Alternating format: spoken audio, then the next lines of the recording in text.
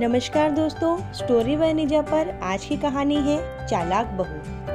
कहानी को सुनने के साथ साथ हमारे चैनल को लाइक, शेयर और सब्सक्राइब जरूर कर दें ताकि हम आपके लिए और भी ऐसी ही कहानियाँ लाते रहें। नवल ने ऑफिस से आते ही बैग सोफे पर पटक दिया और साक्षी को चाय बनाने के लिए भी बोल दिया।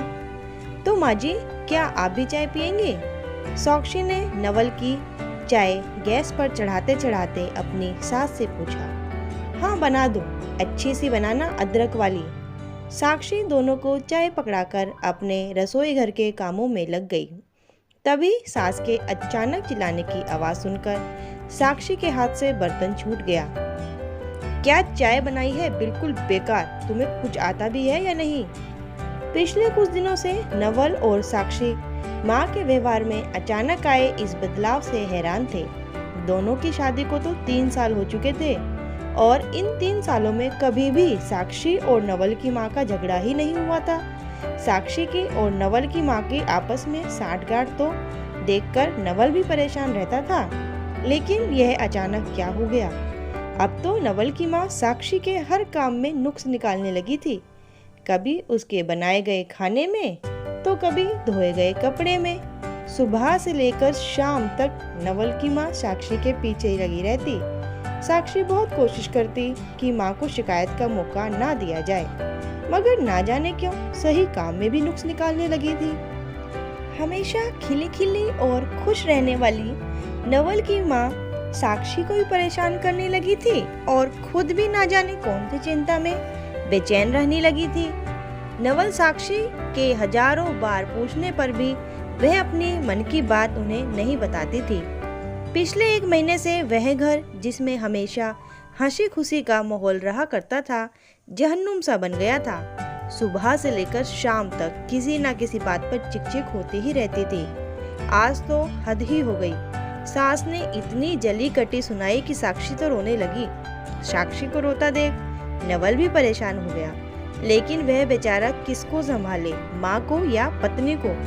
घर के लड़ाई झगड़े को देख नवल बिना नाश्ता करे और लंच लिए ही ऑफिस चला गया। घर वापस आया तो साक्षी और माँ में बोलचाल बंद थी, लेकिन हाँ, घर में शांति थी। नवल चुपचाप डिनर करके कमरे में सोने चला गया, लेकिन चिंता के मारे नींद ही नहीं आ रही थी। तभी साक्षी भी अपना काम निपटाकर आ चुकी थी। नवल, मुझे तुमसे एक जरूरी बात बतानी है। तुम्हारे ऑफिस जाने के बाद पीछे से मौसी जी आई थी। अरे वही वाली मौसी जो पिछले महीने भी आई थी। अच्छा, सुमन मौसी? हाँ हाँ हाँ, वही। शायद माँ जी ने उन्हें हमारे झगड़े के बारे में बता दिया था। वह माँ जी को शाबाशी दे रही थी कि चलो आखिरकार तुमने बहू को मुट्ठी में करना सीख ही लिया है। आज माँ जी को वह एक नई सीख देकर गई है, बेटे को बहू के खिलाफ भड़काने की। लेकिन साक्षी, माँ ऐसी बात मान भी कैसे सकती है? नवल ने बड़ी हैरानी से पूछा। यह तो मैं भी नहीं जानती, लेकिन हाँ, वह माँ जी से कह रही थी कि अगर मेरे हिसाब से काम करोगे तो तुम्हारे बेटा बहू हमेशा तुम्हारे साथ रहेंगे और तुम्हें अपने घर में अहमियत देंगे, वरना एक दिन किसी कोने में पड़ी सड़ती रहोगी और वह बहू, वह तो इस घर की मालकिन बन जाएगी। अच्छा, तो यह सारा फितूर सुमन मौसी के कान भर के गाने के कारण हुआ है। साक्षी, चलो हमें अभी माँ से बात करनी होगी, क्योंकि हम लोग ही नहीं, माँ भी तो मानसिक रूप से बहुत परेशान है। उन्हें उल्टा सीधा सिखाकर हमारे घर में आग लगाई जा रही है। लेकिन नवल, अभी तक तो माँ सो चुकी हो गई। नहीं साक्षी, जब हमें ही नींद नहीं आ रही तो माँ कैसे सो सकती है? और वैसे भी अभी रात के 11 ही तो बजे हैं।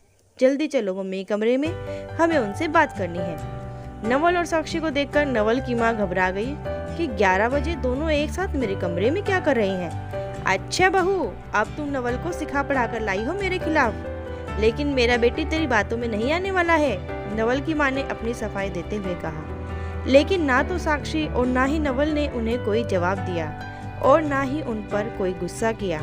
दोनों माँ के बगल में बैठ गए और उन्हें समझाया कि हमें सब पता चल गया है, आप जो कुछ भी कर रहे हैं वह अपने मन से नहीं बल्कि मौसी के बहकावे में आके कर रहे हैं। मौसी का नाम सुनते ही नवल की माँ और भड़क गई और चिल्लाते हुए बोली, तुम्हें कोई गलतफहमी हुई है?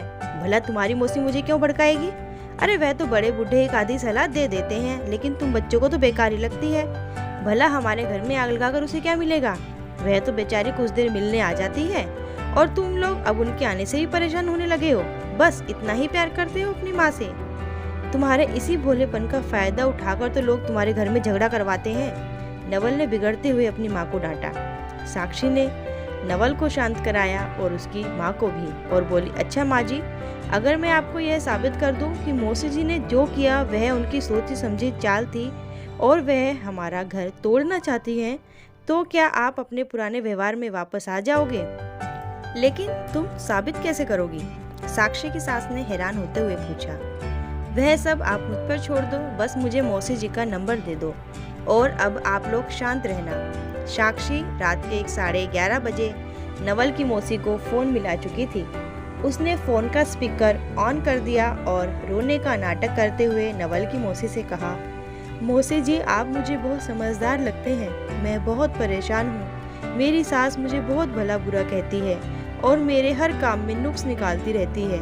अब आप ही बताइए मैं क्या करूँ? नवल की मौसी का जवाब सुनकर नवल की माँ तो हैरान ही रह गई। अरे बहू, मैंने भी तेरी सास को कितनी बार कहा है कि इस बहू के पीछे मत लगा कर। कितना अच्छा खाना बनाती है और कितनी सेवा करती है, मगर वह शायद इस सेवा के लायक ही नहीं है।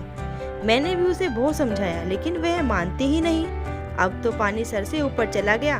तुम तो बस अब एक काम करो, अलग हो जाओ। जब बुढ़िया अपने आप बनाएगी और खाएगी तब उसे तेरी अहमियत समझ में आएगी। नवल की माँ के तो पैरों तले जमीन ही सरक गई। उसने सोचा भी नहीं था कि जिस बहन की बातों में आकर वह अपने घर में झगड़ा कर रही है, वही बहन उनके घर को तोड़ना चाहती है। उन्होंने अपनी बहन को बहुत खड़ी खोटी सुनाई और ना जाने कितनी गालियां देकर उन्होंने फोन काट दिया। नवल ने बताया, माँ, शायद आपको पता नहीं है, इनके तीनों बेटे इनसे अलग रहते हैं और यह खुद अकेली हैं घर में, लेकिन इसने कभी मुझे तो नहीं बताया। फिर बेटा नवल, तुम्हें कैसे पता?